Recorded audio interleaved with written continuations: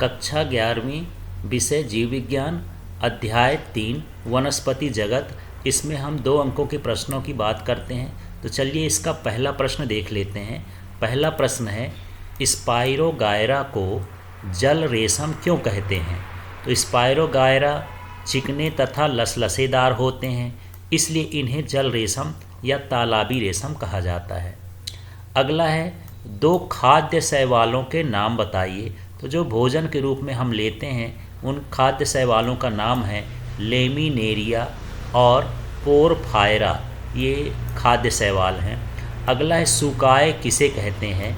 तो वह पादप शरीर जो जड़, तना, पत्ती में विभेदित नहीं किया जा सके उसे सुकाय कहते हैं। मतलब आपको पता न चले कि जड़ कहाँ है, तना कहाँ है, पत्ती कहाँ है, तो ऐसे पौधों को सुकाय कहा जाता है। शैवालों का शरीर सुकायवत होता है, इसमें जड़, तना, पत्ती विभेदित नहीं होती है, जैसे स्पाइरोगायरा और यूलोथ्रिक्स। इसके बाद किस वर्ग के स्थलीय पौधे सबसे आदिम हैं? आदिम का मतलब बहुत प्राचीन समय से यहाँ पर हैं। तो ये टेरिडोफाइटा वर्ग के स्थलीय पौधे हैं जो सबसे आदिम हैं। उदाहरण है राइनिया और सायलोटम। फर्न में बीजाणुधानी पुंज कहाँ पाए जाते हैं? तो फर्न में बीजाणुधारू पुंज, तो चलिए फर्न में बीजाणुधारी पुंज विशिष्ट पत्ती सदृश रचनाओं बीजाणु पर्ण में पाए जाते हैं। यदि आप छोटा सा देना चाहते हैं इसका आंसर तो इतना भर लिख सकते हैं, बीजाणु पर्ण में पाए जाते हैं। अगला प्रश्न है, साइकस नामक जिम्नोस्पर्म में पाए जाने वाले किन्हीं 2 फर्न के लक्षणों को लिखिए।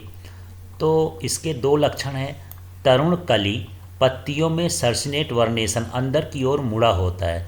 तरुण कली का मतलब होता है जो कली निकलने वाली होती है, शुरुआत की कली वो अंदर की ओर मुड़ी होती है।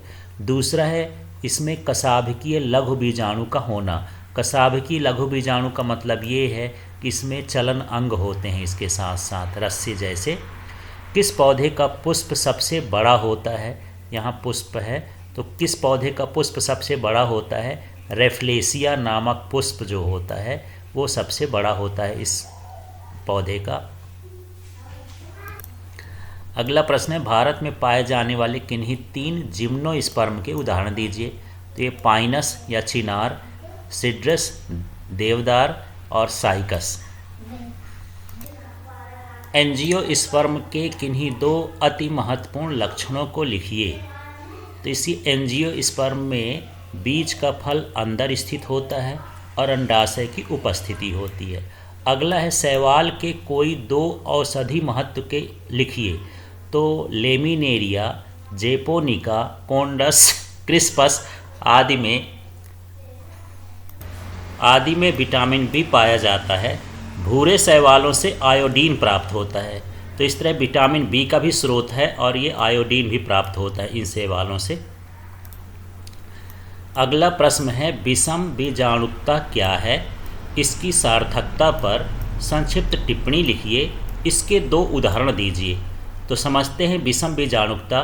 तो विषम बीजाणुकता 2 प्रकार के बीजाणु बनने की प्रक्रिया है, जैसे कि छोटा या लघु बीजाणु तथा बड़ा दीर्घ बीजाणु होता है। बड़े दीर्घ बीजाणु मादा तथा छोटे लघु बीजाणु नर युग्मकोभिद बन जाते हैं। विषम बीजाणुकता को सर्वप्रथम टेरिडोफाइट सिलेजिनेला में देखा गया था। अगला प्रश्न है, लिवरवर्ट, मास, फर्न, जिम्नोस्पर्म तथा एंजियोस्पर्म के जीवन चक्र में कहाँ और कब निम्नीकरण विभाजन होता है? तो लिवरवर्ट, मास, फर्न एवं जिम्नोस्पर्म में निम्नीकरण विभाजन बीजाणु निर्माण की प्रक्रिया के समय बीजाणु मात्र कोशिका में होता है। तो बीजाणु मात्र कोशिका में यहाँ इसका जो है निम्नीकरण विभाजन होता है। जबकि एंजियोस्पर्म की बात करते हैं तो एंजियोस्पर्म में निम्नीकरण विभाजन पुंकेसर के पराग कोश में परागकण निर्माण के समय भ्रूण कोश के निर्माण में अंडप द्वारा होता है।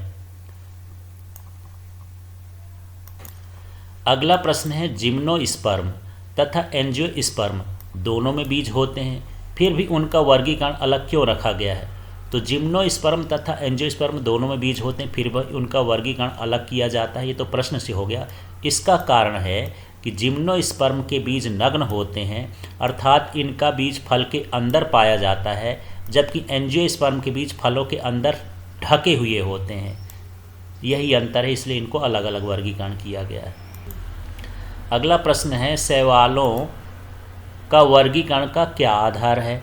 तो शैवालों का वर्गीकरण निम्नलिखित लक्षणों के आधार पर किया गया है।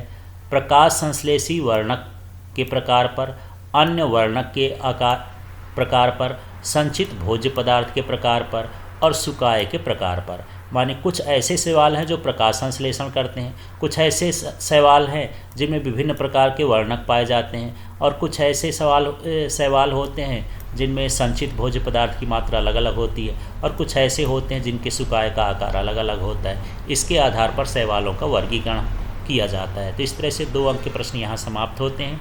अगले वीडियो में हम 3 अंकों के प्रश्नों को समझेंगे। बाकी वीडियो को देखने के लिए फिजिक्स का, केमिस्ट्री का, इंग्लिश का और बायो का आप जो है प्लेलिस्ट से लिंक से देख सकते हैं। इसको सब्सक्राइब करें।